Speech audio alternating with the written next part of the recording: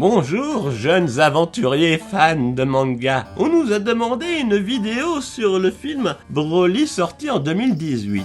Eh bien, devinez mes petits pépères.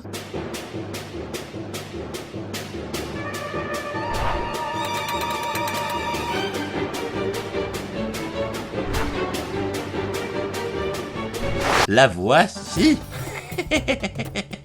J'ai peur. Je vais parler des bonnes surprises que j'ai eues dans le nouveau film Broly et des raisons pour lesquelles je n'ai pas aimé ce film. Peur que vous qui avez aimé et que mon ressenti soit interdit. N'achevez pas, un pauvre papy. Pitié, jeunes gens, pitié. Ne me tuez pas sans avoir entendu mon avis. Après, je vous avouerai que ce n'est pas parce que je n'ai pas forcément apprécié ce nouveau film Broly que d'autres n'ont pas le droit d'apprécier. Je pars du principe que ce sont juste mes goûts personnels et tout le monde aime ce qu'il veut. Mettons-nous en situation. 1993, je suis allé voir le film Broly au cinéma. Ce fut magique, un personnage terrifiant avec un développement complexe, déjà développé dans une des vidéos de notre chaîne. Mais pourquoi faire un film déjà fait il y a 24 ans? Ce que je reproche, c'est le manque d'imagination. Ne plus prendre le risque de créer un nouveau personnage et faire un film sur un personnage qui a déjà marché. Comprenez, jeunes gens, que de 1993 à 2018, il y a eu 24 ans. Et d'un seul coup, on me dit que ce film que j'ai vu n'existe pas canon. Est-ce que vous accepteriez ça? On peut comprendre que j'ai été fâché. Basons-nous sur ce fameux mot canon, que je trouve commercial. Si un film plaît, on dira qu'il est non canon pour pouvoir le faire une deuxième fois. Et s'il ne plaît pas, on se servira de ce mot comme excuse pour dire qu'il n'existe pas. Est-ce que vous trouvez ça juste? L'autre chose que je reproche, c'est que le personnage du film de 2018 n'est pas si mauvais. Le côté sauvage m'a bien plu, même si j'aurais aimé qu'il ait le don de la parole. Mais bon, il n'est jamais trop tard pour apprendre Broly.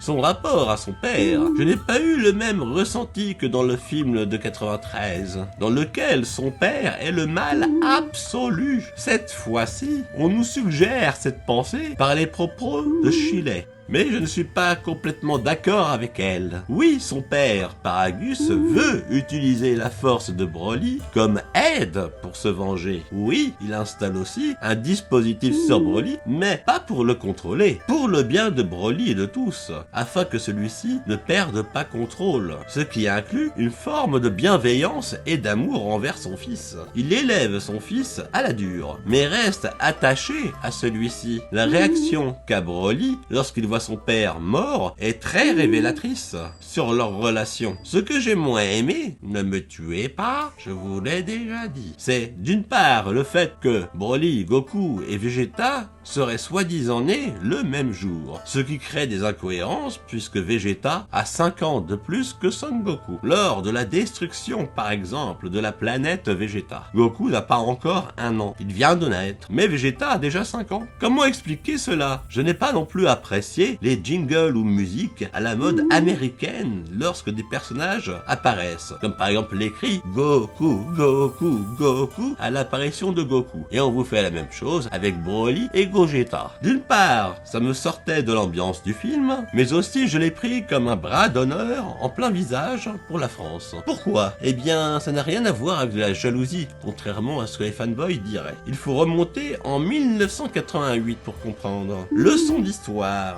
Le Japon cherchait à l'époque à vendre ses animés et ses mangas à tous les autres pays, et personne n'en voulait. D'ailleurs, les premiers à refuser ont justement été les Américains, par peur éventuellement que cela ne se vende pas. Oui, personne, sauf la France, qui donna sa chance aux animés et aux mangas. Seul problème, les censures de l'époque obligeaient de faire appel à l'aide de médecins en pédopsychiatrie, donc des psychiatres pour enfants, afin de modifier les dialogues pour avoir le droit de les diffuser chez nous en France. Oui, vous l'avez compris, la VF n'a pas d'erreur de traduction car c'est volontaire. Sinon, ça aurait été interdit à mettre à la télévision. Par la suite, les autres pays qui ont vu que les animés animés et mangas marchaient très bien en France, ont voulu comme par hasard d'un seul coup les acheter, même les Américains. Et surtout celui qui a le mieux marché, Dragon Ball et Dragon Ball Z.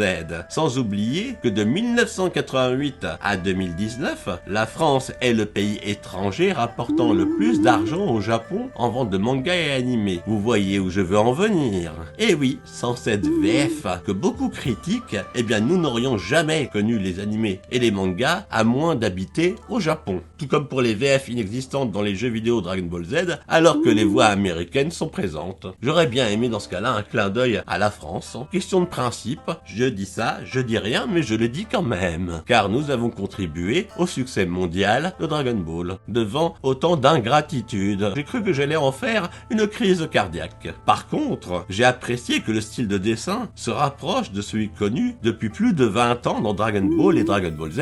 Ce fut une très bonne surprise. Mon petit Vianney, mon tout petit, regarde dans la bibliothèque de grand-père. Il doit y avoir la première VHS du film Broly de 1993. Quoi? Une cassette, jeune blanc-bec. Après, niveau dessin, ouais, c'est vrai que c'est beaucoup plus adulte. Eh oui, et j'ai trouvé intéressant dans ce film qu'il fasse l'effort d'essayer d'y revenir. Si ce nouveau film avait eu un autre nom, que ça avait été un vrai nouveau personnage, j'aurais sûrement eu une autre approche pour ce film Broly. Car malheureusement, le fait d'utiliser le même nom qu'un personnage qui, on le sait, a marché, donc que le film sera vu, crée une comparaison. On est obligé de comparer, ça nous y force. Peut-être qu'avec l'angle de vue d'un autre nom, mon approche aurait été plus positive. Il faut se mettre dans mon contexte pour comprendre la question suivante. Si vous aviez connu Dragon Ball à sa première diffusion française, ainsi que le film Broly, que penseriez-vous lorsque l'on vous dit que ce que vous connaissez depuis plus de 20 ans n'existe pas? En somme, beaucoup de bonnes idées, mais à mon simple goût, juste mon goût, mal exploité. Un abonnement égale une assiette de poulet pour le plus gentil des petits chiens. Alors pensez à moi si vous aimez les toutous. Sinon, envoyez des croquettes à la SPA. Allez, un peu de cœur les humains.